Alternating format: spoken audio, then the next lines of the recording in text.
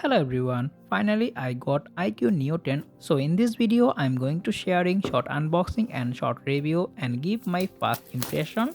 So first of first, starting with the unboxing.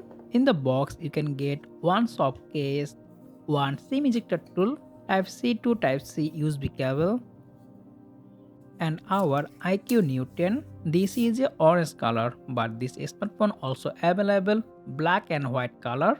My first impression is excellent. The smartphone look like and feel too much premium in the hand. Yeah, the smartphone look like too much similar to its predecessor, but the camera layout slightly changes. The smartphone comes with fully flat with the aluminum frame. The smartphone featuring 6.78-inch LTPO AMOLED panel with 1 big color supported with 144 Hz refresh rate and HDR10 Plus supported, and the display is 1.5K resolution, and the good side is the smartphone comes with maximum 4500 nits peak brightness, so you can easily use this smartphone directly in sunlight. Another good side is the smartphone comes with the Qualcomm Snapdragon 7 Gen 3 SoC with 18750 GPU and 12GB RAM and 12GB virtual RAM with 256GB storage.